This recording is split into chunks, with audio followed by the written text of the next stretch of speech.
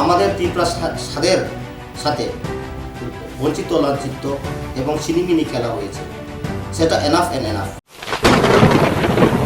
বর্মরারে হাটাইকোতর নাম পরিবর্তন করেও যদি ভারতের সংবিধান অনুসারে এটা যদি ইমপ্লিমেন্ট না হয়, নাম পরিবর্তন করে তো কিছু লাভ হবে না। আর এখানে কি সাইনবোর্ড বড় বড় গ্রেটার ত্রিপুরাল্যান্ড লিখে আমবাসা বাজারে, আগরতলা, তেলিমুড়া ডিসপ্লেস করলে তো হবে না।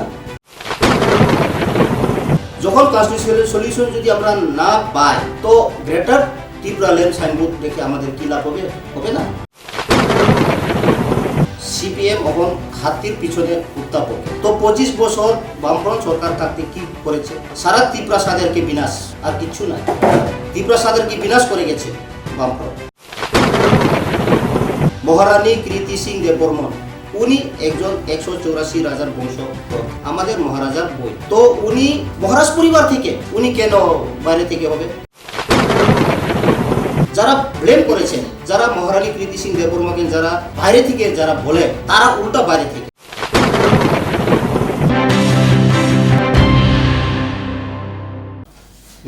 নমস্কার, স্বাগত আপনাদের ত্রিপুরা নিউজ 8 এর পর্দায়। আমি আপনাদের সাথে রয়েছি পূজা।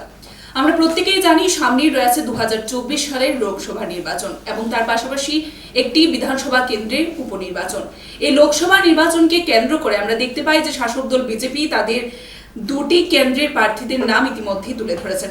পশ্চিম ত্রিপুরা আসন থেকে যিনি লড়াই করতে চলেছেন, অর্থাৎ রাজ্যের প্রাক্তন মুখ্যমন্ত্রী বিপ্লব কুমার দেব, এবং পূর্ব ত্রিপুরা আসন থেকে যিনি লড়াই করতে চলেছেন তিনি হচ্ছেন মহারানী কৃতি সিং দেববর্মা। এবং সেই বিষয়গুলোকে নিয়ে আজকে আমরা কথা বলার চেষ্টা করব। এই মুহূর্তে আমাদের সাথে রয়েছেন 47 আম্বাসার, যিনি ত্রিপুরা মথার ব্লক কমিটির প্রেসিডেন্ট রয়েছেন আমাদের সাথে, তিনি বর্তমানে উপস্থিত রয়েছেন। স্যার, স্বাগত আপনাকে ত্রিপুরা নিউজ 8 এ। অসংখ্য ধন্যবাদ, আমাদেরকে আমি স্বাগত, ওয়েলকাম জানাই।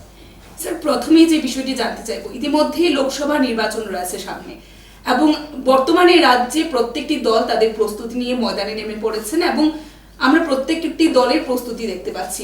এবং বলাই যেতে পারে যে মোদিজির একটি স্লোগান রয়েছে যে আব কি বার 400 বার। এই বিষয়টিকে কেন্দ্র করে আমরা দেখতে পাচ্ছি যারা কর্মী সমর্থকরা রয়েছে শাসক দল বিজেপির, তারাও অনেকটা সচেষ্ট রয়েছেন এবং আমরা একটি চুক্তি দেখতে পাই ত্রিপুরা মথা দলের সাথে, এবং সেই চুক্তিতে বিভিন্ন বিষয় রয়েছে, সেগুলো নিয়ে আমরা অবশ্যই আলোচনা করব। কিন্তু বর্তমানে দেশ এবং রাজ্যের সার্বিক পরিস্থিতি কেমন দেখতে পাচ্ছেন? এখন সবাই অবগত আছে যে এই 2024 লোকসভা পার্লামেন্টারি ইলেকশন, সেটা গুরুত্বপূর্ণ আমি মনে করি।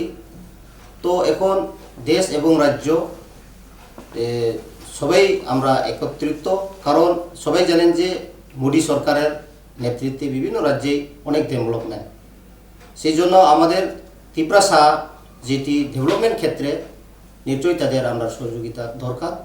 সেই জন্য রাজ্য যদি আপগ্রেড না হয় বা উন্নয়ন না হয়, তো এই কেন্দ্র কীভাবে উন্নয়ন হবে? সেই লক্ষ্যেই আমরা আজ অবধি ত্রিপুরা মথা 47 ব্লক কমিটির তরফ থেকে আমাদের সাংগঠনিক YTF থেকে শুরু করে TW যারা আছেন সব আমরা একত্রিতই কাজ করব এবং কাজ করে চলে যাচ্ছি। আমরা যদি বলি যে ত্রিপুরা সাদের যিনি বুবাগরা রয়েছেন, তাছাড়াও ত্রিপুরা মথা দলের যিনি প্রাক্তন চেয়ারম্যান অর্থাৎ প্রদ্যুৎ কিশোর দেববর্মন, ওনাকে আমরা দেখতে পাই বহুবার দিল্লিতে যেতে এবং সেখানে একটি চুক্তিতে আবদ্ধ হয় তিনি পরবর্তীতে কেন্দ্রীয় সরকারের সাথে। সেই চুক্তিতে কি কি বিষয় রয়েছে? সেই চুক্তিতে প্রত্যেকটি মিডিয়া, প্রিন্ট মিডিয়া বা অন্যান্য পেপার মাধ্যমে সারা ত্রিপুরার মানুষ এবং সারা এই ভারতবর্ষের মানুষরা জেনেছেন আমি মনে করি। কথা হচ্ছে আমাদের শ্রী শ্রী মহারাজা প্রদ্যুৎ কিশোর দেববর্মন। আমরা 70-75 যাবৎ বিভিন্ন রাজনৈতিক দল আমাদের ত্রিপুরা স্বাদের সাথে বঞ্চিত লাঞ্ছিত এবং ছিনিমিনি খেলা হয়েছে, সেটা এনাফ অ্যান্ড এনাফ। তো আমরা সহ্য করতে পারি নাই। সেই জন্য আমরা সারা ত্রিপুরা ইন্ডিজিনিয়াস পিপুল আমরা একত্র হয়ে আমরা একমাত্র শ্রী শ্রী মহারাজা প্রদ্যুৎ কিশোর দেববর্মন, আমরা বলি ককরক ভাষায় বুবাগরা, উনির উপরে আমরা ট্রাস্ট করি, বিলিভ করি। যেহেতু আমরা 70-75 বছর লাঞ্ছিত বঞ্চিত থেকে আমরা মুক্তি পাওয়ার জন্যই আমরা মহারাজকে সঙ্গে আমরা কাজ করে যাচ্ছি এবং উনি আমাদেরকে সেফগার্ড দিতে পারবে। তো এখানে অনেক মানুষ আমাদেরকে ব্লেম করেন যে ত্রিপুরা মথা বা মহারাষ্ট্র আমরা দেখতে পাই বেশিরভাগ আমাদের যারা ইন্ডিজিনাস পিপুল আমাদের এগেন্সে যারা আছেন, যেমন বিশেষভাবে সিপিআইএম, লেফট ফ্রন্ট, তাদের ভাষা আমরা দেখতে পাই আপনাদের চ্যানেল মাধ্যমে বা বিভিন্ন মাধ্যমে। সেটা আমাদেরকে, আমাদের ত্রিপুরা সাদারকে বোকা বানানোর জন্য মহারাজ দিল্লি থেকে কী এনেছেন সেটা প্রশ্ন করেন। তো আমি বলতে চাই সেটা গুয়াহাটি থেকে একটা যে সার্কাস সেটা এনে আগরতলা শহরে দেখানোর এই জিনিস নয়, এবং বাইরে থেকে যারা নাগরদোলা আমরা বলি সেটা টিম এনে আমবাসা মার্কেটে দেখার এই বিষয় নয়। তারা জানে সেই মহারাজ প্রদ্যুৎ কিশোর দেববর্মন আমরা ত্রিপাক্ষিক চুক্তি যে ট্রিপার্টাইট অ্যাকর্ড সাইন হয়েছেন, সেইখানে পরিষ্কার লেখা আছে,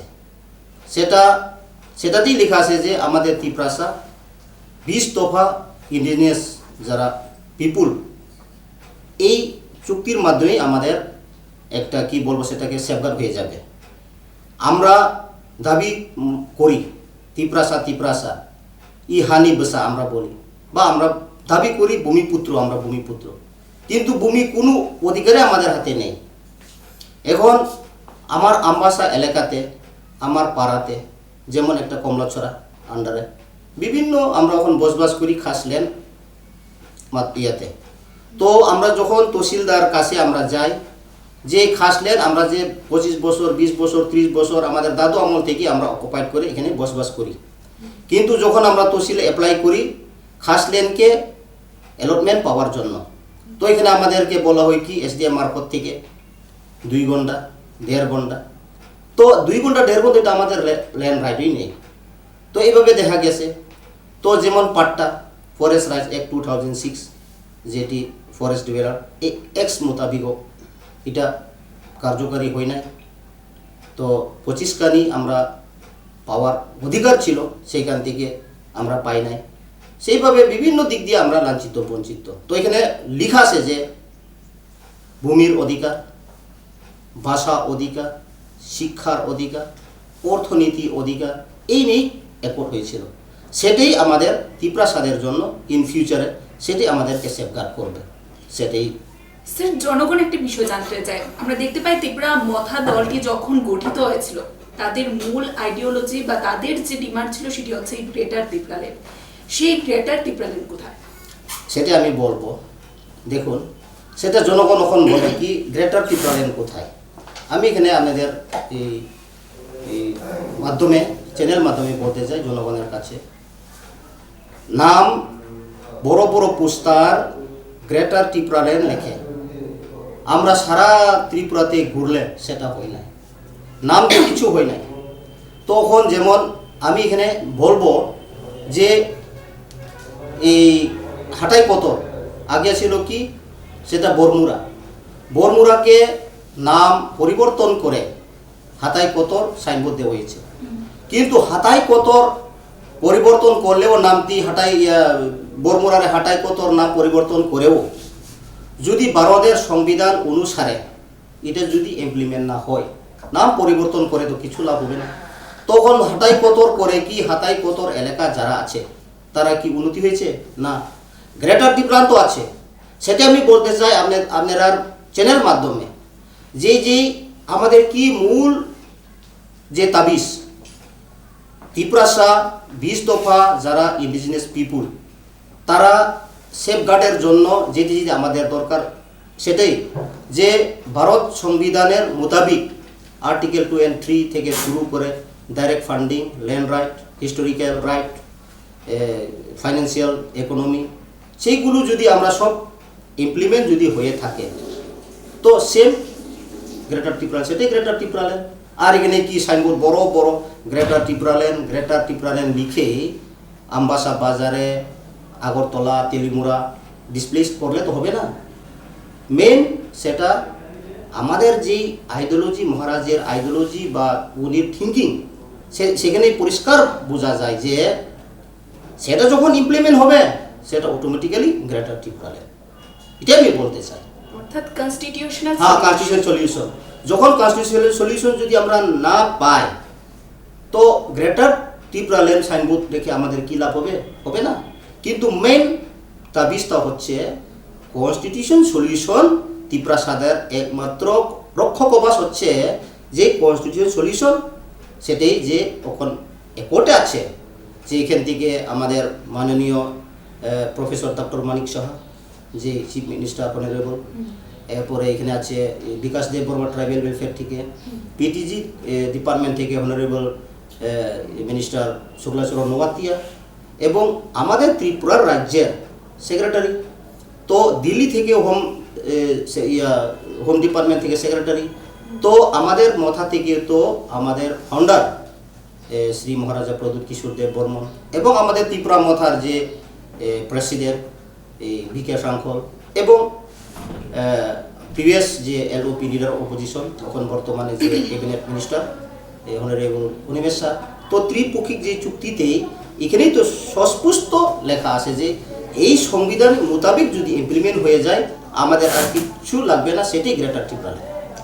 স্যার, এই বিষয়ে বিরোধীদের একটি মতামত রয়েছে। বিরোধীরা বলছেন কনস্টিটিউশনাল সলিউশন যদি দেওয়া হতো, সেটা বিরোধীরাও বহুবার ত্রিপুরাসা জনগণদের আশ্বাস রেখেছিলেন যে কনস্টিটিউশনাল সলিউশন দেবে।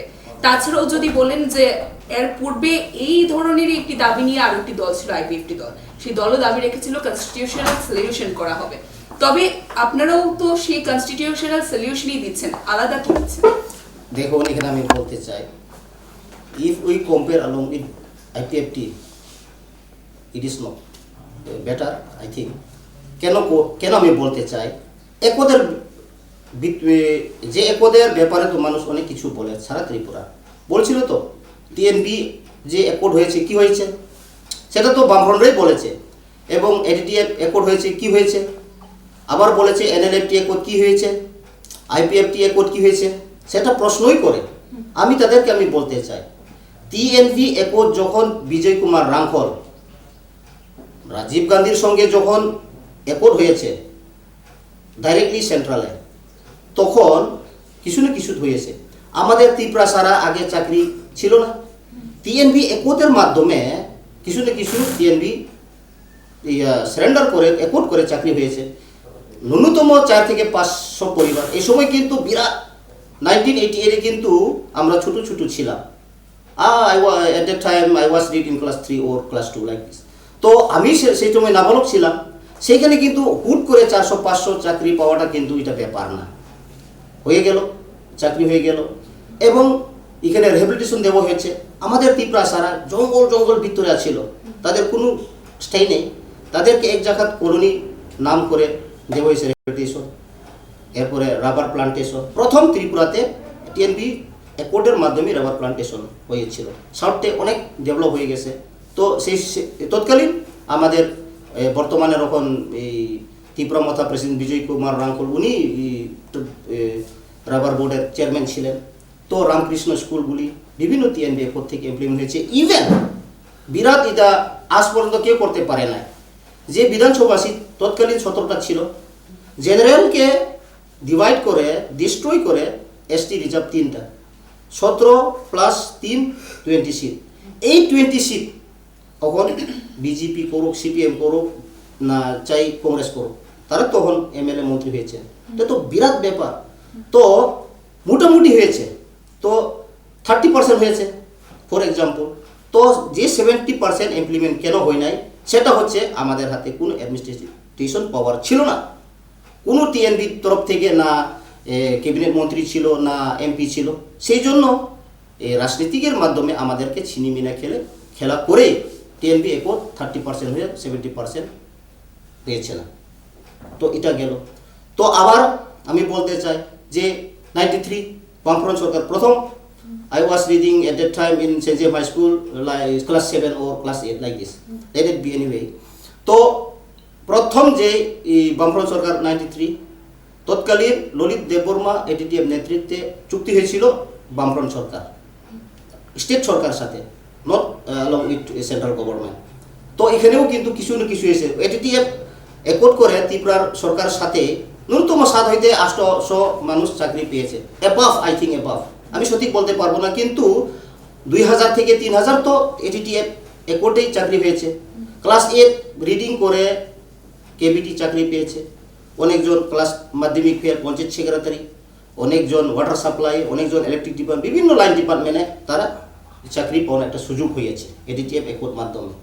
শুধু সেটাই নয়, তারা বিভিন্ন রিহ্যাবিলিটেশন ফেসিলিটিস ইত্যাদি ইত্যাদি। তো সেটাও এডিটিএফ একোর্ডও কিচ্ছু হয় নাই বলতে পারবো না, হয়েছে, কিন্তু 100% কেন হয় নাই? তৎকালীন বামফ্রন্ট সরকারই তাদের জন্য, ত্রিপ্রাসাদের জন্য যে ললিত দেববর্মনের একোদের মাধ্যমে তারা কথা বলে নাই, সেই জন্য ইমপ্লিমেন্ট হচ্ছে না পুরাটি।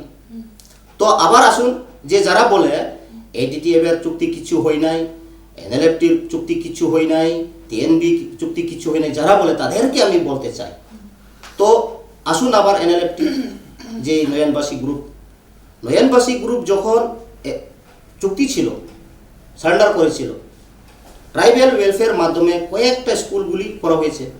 যেমন বারে বারে বলতে হয় যে সেন্ট জেমস হাই স্কুল গংরাই তে বেসরকারি স্কুল ছিল, was established was 1984 or what, actually I cannot say, এটা মানে এস্টাবলিশ হয়েছিল, এটা প্রথমে ছিল under the Zoram Baptist mission, যেটি এখন সেন্ট জেমস হাই স্কুল গংরাই। তো প্রপারলি গভর্নমেন্ট থেকে স্পন্সর দেওয়া হয় নাই, স্টাইপেন্ড দেওয়া হয় নাই, স্কুলও ছিল না, একটা কুঠা স্কুল ছিল। তো এনএলএফটি চুক্তির পর সেটাকেও 2 তলা বিল্ডিং হয়েছে ওই ফাইন দিয়ে। তো বিভিন্ন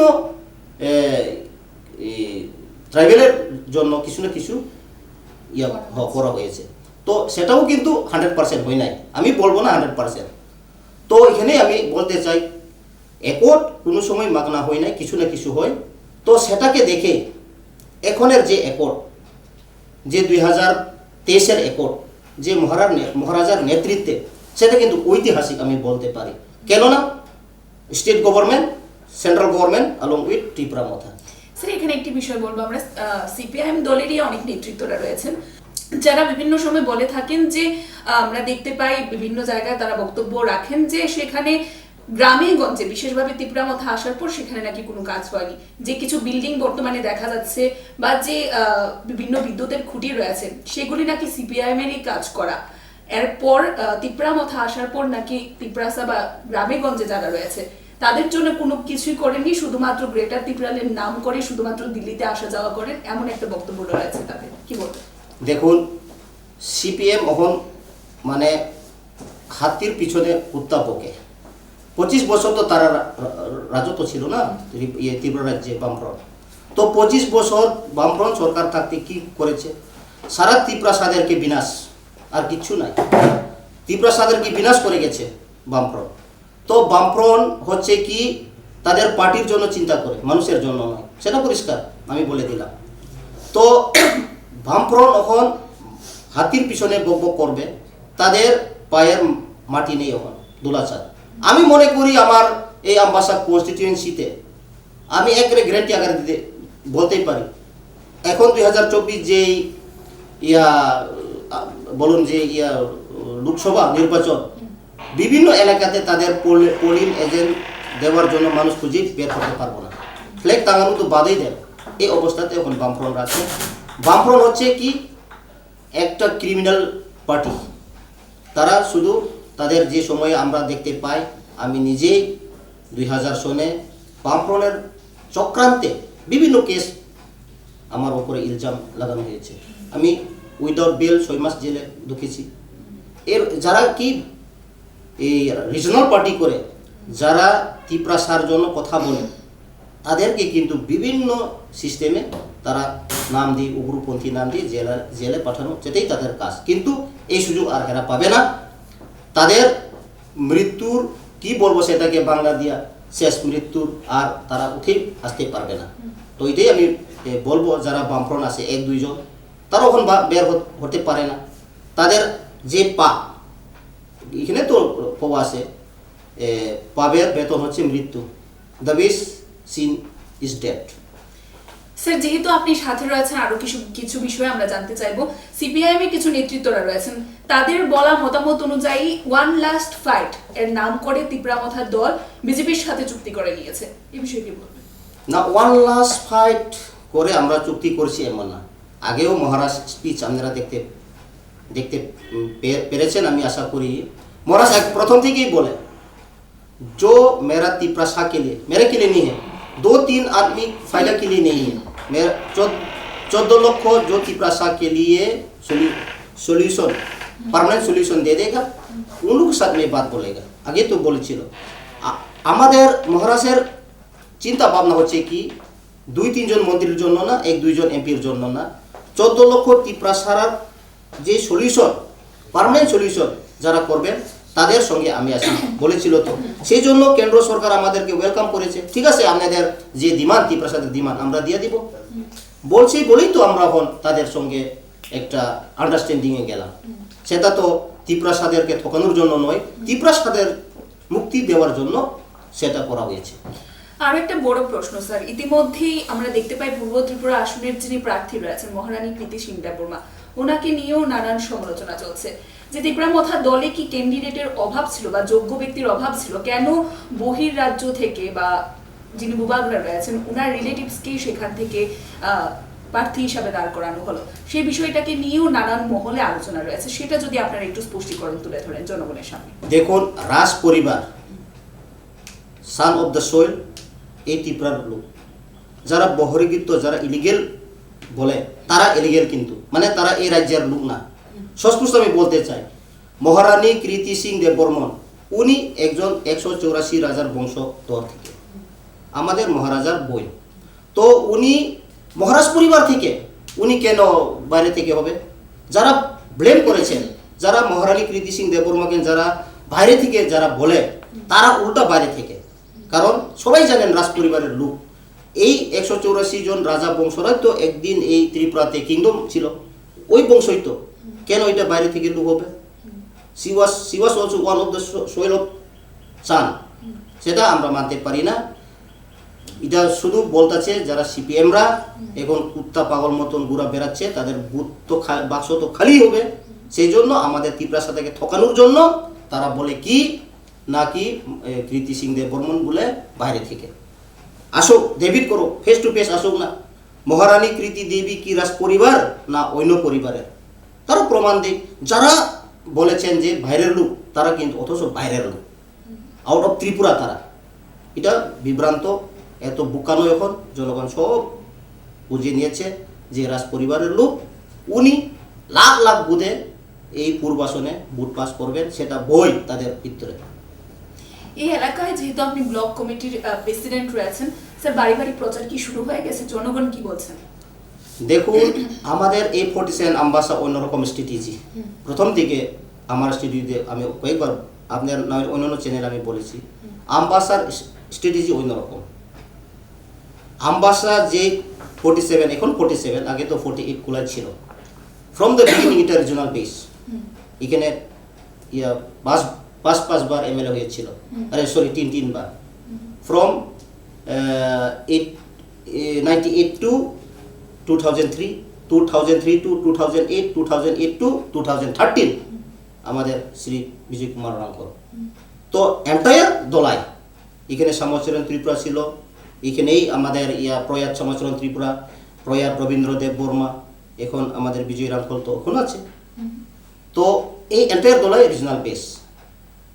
এই আম্বাসা আগে থেকে স্ট্রং, এখন থেকে স্ট্রং। 2018-তে চলো পাল্টাই স্লোগানে বামফ্রন্ট 25 বছর যেটি এই শাসন, সেটাকে মুক্তি করার জন্য এখানে উইন হয়েছে। তো এটার পরে তো দেখা গেছে 2023-এর নির্বাচনে আমরা এখানে এই চিত্ত দেববর্মাকে বিপুল ভোটে না হলেও আমাদের এসটি এবং general almost 50-50 voters, around 52 above. এখান থেকে অলমোস্ট আমরা এসটি ভোট মনে হয় 2 হইতে 2700 বেশি। তো এই মার্জিন আমরা যদি কাউন্ট করি তে এখানে আমরা উইন করতে পারি না। তবু আমরা কেন উইন করছি, সেটা রিজনাল বেস এখানে আগে থেকে আসলে বেস স্ট্রং। এই দিকে আমরা আশা বিশ্বাস এখন যে পূর্বাসনে বিগত যে 2019-এ রেবতী মোহন ত্রিপুরা যত ভোট পেয়েছে, এটার চেয়ে আরো রিডাবল পাবে, এটা আমাদের বিশ্বাস। আপনারা কিভাবে কাজ করছেন? আমরা দেখুন, নির্বাচন আগেও আমরা ডোর টু ডোর আমাদের ক্যাম্পেইন থাকে।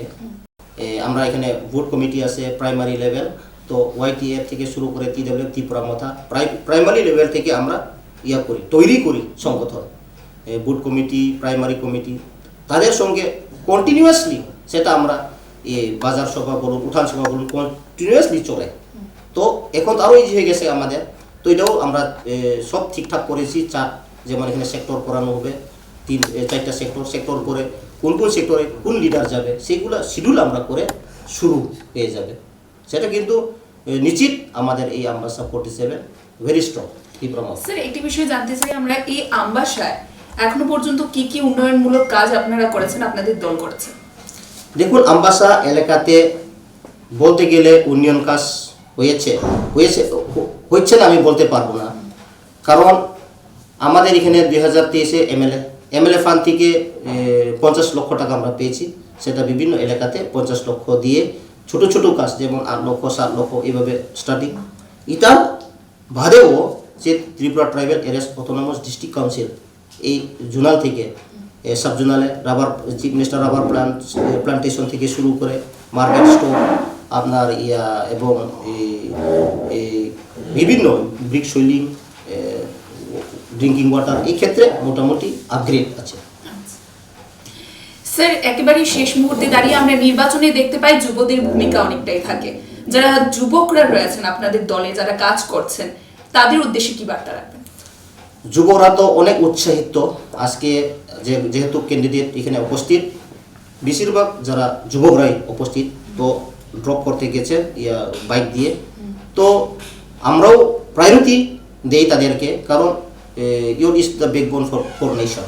তো তারা যদি যে কোনো পার্টিতে যদি স্ট্রং না থাকে, সেই পার্টি এত স্ট্রং হতেই পারে না। তো আমবাসা ক্ষেত্রে ইউর আর ভেরি স্ট্রং, তারা ভালো কাজ করে আর আগামী দিন আরও করবে। ইলেকশনের সময় আমরা দেখতে পাই একটি রাজ্যের বিভিন্ন প্রান্তে একটি অপ্রীতিকর পরিবেশের সৃষ্টি হয়। ইলেকশন কমিশনারের কাছে সেই বিষয়ে যেন শান্তি শৃঙ্খলা বজায় থাকে, ফ্রি অ্যান্ড ফেয়ার ইলেকশন হয়, কি বার্তা রাখবেন বা কি বলতে চাইবেন? আমি বার্তা রাখতে চাই, ফ্রি অ্যান্ড ফেয়ার ইলেকশন করা হোক। যেহেতু আমাদের ত্রিপুরা মথা ভিএস বিজেপি, আমার দলে ত্রিপুরা মথা তরফ থেকে সবাইকে আমি ইনস্ট্রাকশন দিয়েছি, ওয়াইটিএফ থেকে শুরু করে TWF প্রত্যেকটি গ্রাসরুট লেভেল থেকে শুরু করে সেন্ট্রাল লেভেল অবধি আমরা ভায়োলেশন ক্রিয়েট করব না, কারণ ডিসিপ্লিন মেনটেন্স করে আমাদের এই ইলেকশনটাকে পিসফুলি আমরা করব এবং করেই যাব। একেবারে শেষ মুহূর্তে দাঁড়িয়ে যারা রাজ্যবাসীরা এই মুহূর্তে আমাদের দেখছেন, তাদের উদ্দেশ্যে আপনার তরফ থেকে কি বার্তা থাকবে? আমি রাজ্যবাসীদেরকে বার্তা দিতে চাই, ভায়োলেশন ক্রিয়েট করে মারপিট দাঙ্গা করে কোনো জিতা যায় না। ভালোবাসা, আদর্শ, রাজনীতিক দিয়ে মানুষকে বোঝানো দরকার। আমি সবাইকে এই লোকসভার নির্বাচন উপলক্ষে, বিজেপি হোক, সিপিএম হোক, কংগ্রেস হোক বা ছোট ছোট বিভিন্ন দল হোক, শান্তি সম্প্রীতি বজায় রেখে আমরা একাত্র হয়ে পিসফুলি যাতে এই নির্বাচনটা করা হোক, সেটা আমার আমন্ত্রণ থাকবে। অসংখ্য ধন্যবাদ স্যার আপনাকে। আমরা এতক্ষণ পর্যন্ত কথা বলার চেষ্টা করেছি 47 আমবাসার যিনি ব্লক কমিটির প্রেসিডেন্ট রয়েছেন ওনার সাথে, এবং এই 2024 লোকসভা নির্বাচনকে নিয়ে সার্বিক বিষয়ে আমরা আলোচনা করার চেষ্টা করেছি। এখানকার পরিস্থিতি কেমন রয়েছে, ত্রিপুরা মথা দলের এমন বিশেষ কিছু প্রশ্ন রয়েছে যেগুলো জনগণের মনে রয়েছে, সেগুলো আমরা সমাধান তুলে ধরার চেষ্টা করেছি। এখনকার মতো আমাদের এই একান্ত সাক্ষাৎকার আমরা এখানেই শেষ করছি। পরবর্তী বিভিন্ন আপডেটস দেখতে অবশ্যই চোখ রাখবেন ত্রিপুরা নিউজ 8 এর পর্দায়। নমস্কার।